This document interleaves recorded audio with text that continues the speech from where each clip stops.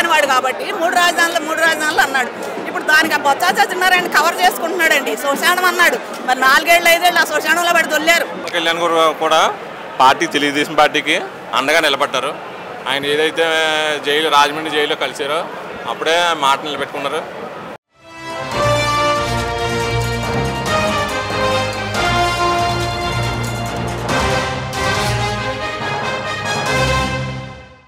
మీ పేరేంటమ్మా? నా పేరు సరోజ అండి.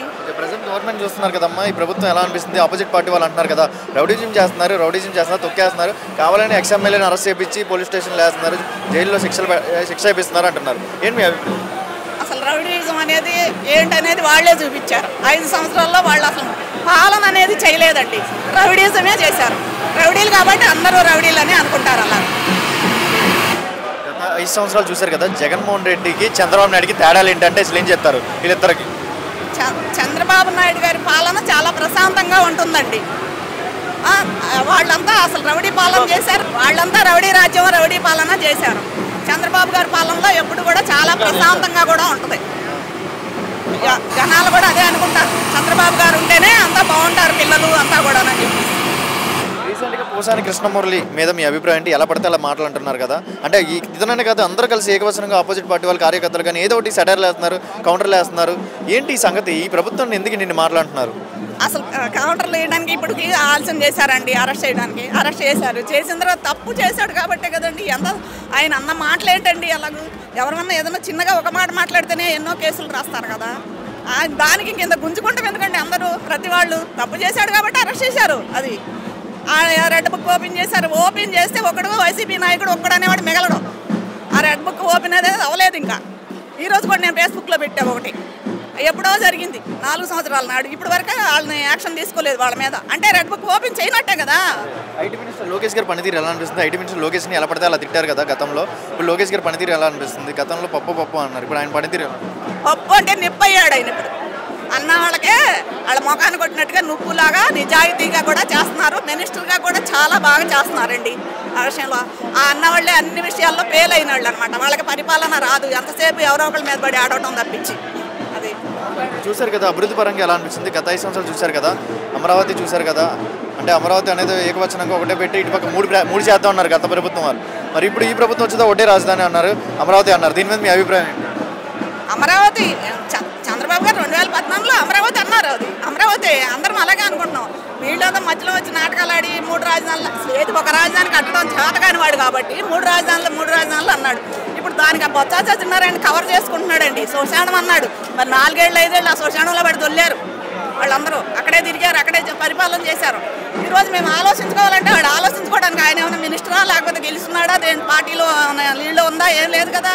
వాడు ఆలోచించుకుంటే ఎంత, ఆలోచించుకోకపోతే ఎంత. మీకైతే చంద్రబాబు నాయుడు గురించి ఒక మాటలో చెప్పాలంటే అసలు ఏం చెప్తారు? చంద్రబాబు నాయుడు గారి పరిపాలన బాగుంటుందండి అన్ని విషయాల్లో కూడాను.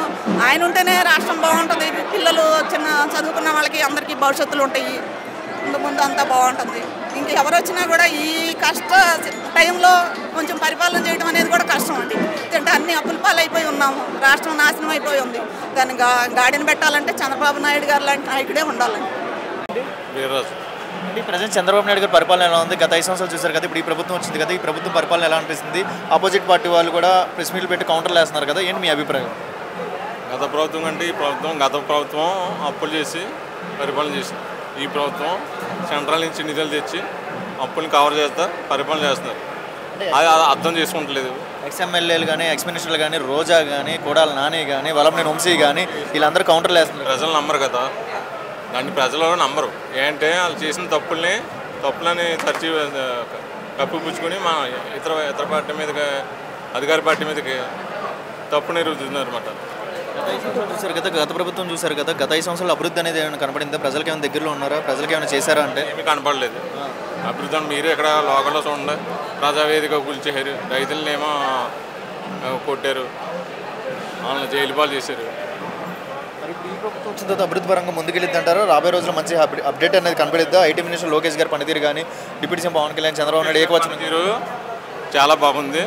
ఆయన యువకాలం పాదయాత్ర కానీ, శంకర సభలు కానీ అధికారం రావడానికి ప్లస్ చేయరైనా అనతి కాలంలోనే మంచి పేరు తెచ్చుకున్నారు. వాళ్ళ నాన్నగారు గంట అభివృద్ధి చేసి అవకాశ స్పీచుల్లో కూడా వాళ్ళ నాన్నగారు అడుగుజాడలోనే నడుస్తారని నమ్మకం ఉంది. డిప్యూటీ సీఎం పవన్ కళ్యాణ్ గురించి ఏం చెప్తారు? పవన్ కళ్యాణ్ పనితీరు ఎలా ఉంది? పవన్ కళ్యాణ్ సినిమా నటుడు అని కామెంట్ చేశారు కదా, పవన్ కళ్యాణ్ ఏమీ రాదన్నారు కదా, ఇప్పుడు పవన్ కళ్యాణ్ పనితీరు ఎలా అనిపిస్తుంది? పవన్ కళ్యాణ్ కూడా పార్టీ తెలుగుదేశం పార్టీకి అండగా నిలబడ్డారు. ఆయన ఏదైతే రాజమండ్రి జైల్లో కలిసారో అప్పుడే మాట నిలబెట్టుకున్నారు. ఆయన కూడా అధికార పార్టీకి కలిసి వచ్చి చేశారు. పోసాని కృష్ణమురళి అరెస్ట్ మీద మీ అభిప్రాయం ఏంటి? పోసాని కృష్ణమురళి ఆయన ఎప్పుడు డిఫరెంట్గా మాట్లాడతాడు. అతను డిఫరెంట్గా మాట్లాడతాడు. పవన్ కళ్యాణ్ ఇంట్లో ఆడవాళ్ళని కూడా తిట్టారు, వాళ్ళ వైఫ్ని కూడా తిట్టారు, వాళ్ళ కూతురుని కూడా రేస్ చేసే టాపిక్. ఏదైనా సరే ఎంత సినిమా నటుడు అయినా ఎంత పెద్దవాళ్ళు అయినా సరే పొలిటికల్ చూసుకోవాలి, కానీ ఆడవాళ్ళు జోలికి వచ్చారని చెప్పి చాలా మంది కాంట్రవర్సీ మేడం గారి మీద, భువనేశ్వర్ గారి మీద అలా కూడా చేశారు. అందుకని ప్రజలు తిప్పికొట్టారు. ఆవిడ నారీబేరి కార్యక్రమం ద్వారా ఆవిడ నిరూపించుకున్నారు.